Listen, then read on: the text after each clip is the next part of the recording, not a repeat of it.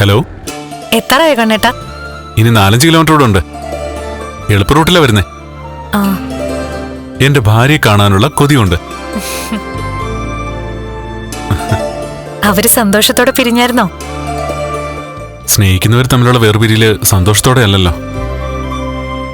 ഉടനെ ഒത്തുകൂടാന്നുള്ള ഉറപ്പോടെ പോയത്. ഇനിയിപ്പോ താനുണ്ടാക്കിയതൊക്കെ അവർക്ക് എത്തിച്ചു കൊടുക്കണം. എന്തായി അവിടെ പരിപാടികളൊക്കെ? ഇവിടെ എല്ലാം കഴിഞ്ഞു. ഉണ്ടാക്കിയതൊക്കെ ഇപ്പൊ ടിന്നിലാക്കിക്കൊണ്ടിരിക്കുക. ശരിയടോ, ഞാൻ താഴ്ത്തി. ഓക്കെ, ശരി കണ്ണേട്ടാ.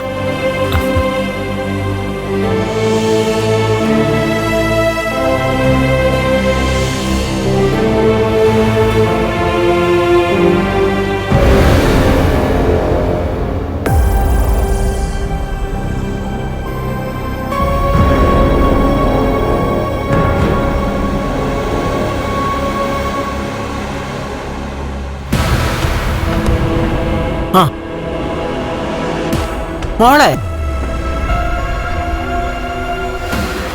മോളെ വാ, എന്തെങ്കിലും വന്ന് കഴിക്ക. എനിക്കൊന്നും വേണ്ട. മോൾ ഇന്ന് കരഞ്ഞതിന്റെ ഇരട്ടി മോളെ സന്തോഷിപ്പിക്കാന്ന് അച്ഛൻ പറഞ്ഞിട്ടുണ്ടല്ലോ. അങ്ങനെ വെറുതെ പറഞ്ഞാ മാത്രം പോരാ, അതിന്റെ കാരണം എന്താണെന്നും എനിക്കറിയണം. കാരണം ഒന്നുമില്ലാതെ അവൻ അങ്ങനെ പറയില്ലല്ലോ മോളെ. അതെന്താണെന്ന് പറഞ്ഞൂടെ? അതുകൊണ്ട് എന്താ കുഴപ്പം? അവൻ വരട്ടെ, നമുക്ക് ചോദിക്കാം.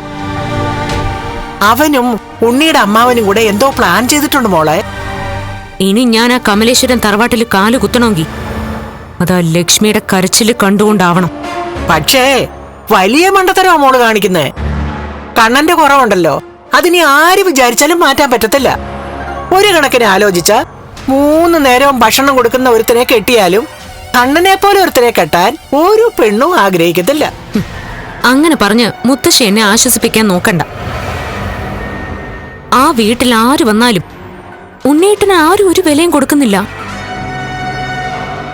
എല്ലാവർക്കും അയാളോടാ ഇഷ്ടവും ബഹുമാനവും ഒക്കെ. പുറത്തോട്ട് ഇറങ്ങിയാലും അത് തന്നെയാ സ്ഥിതി. സത്യം പറയാലോ മുത്തശ്ശി, ഉണ്ണേട്ടന് നല്ല കാശും പത്രാസും ഉള്ള ഫ്രണ്ട്സ് പോലും ഇല്ല. കമലേശ്വരൻ ഗ്രൂപ്പ് ഓഫ് കമ്പനീസിലെ വെറും ഒരു ജോലിക്കാരൻ മാത്രം ഉണ്ണേട്ടൻ. ചില നേരത്തെ എനിക്ക് അങ്ങനെയാ തോന്നുന്നത്. മോളെ അതിനൊക്കെ മാറ്റം ഉണ്ടാവുന്നല്ലേ പ്രതാപം പറയുന്നേ.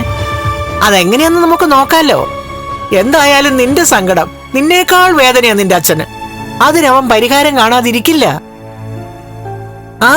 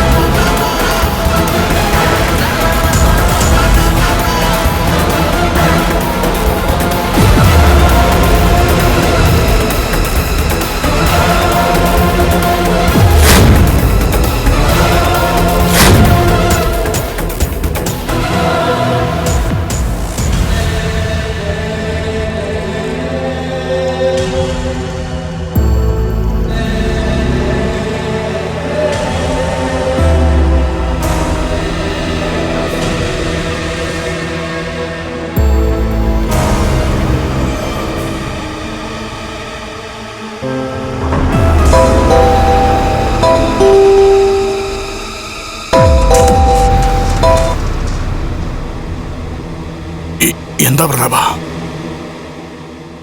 എന്താവാനാ? എല്ലാം ഓക്കെ. ഫ്ലവേഴ്സ് സ്മാർട്ട് ഷോ ശനി ഞായർ ദിവസങ്ങളിൽ രാത്രി 9:30 ഫ്ലവേഴ്സിൽ.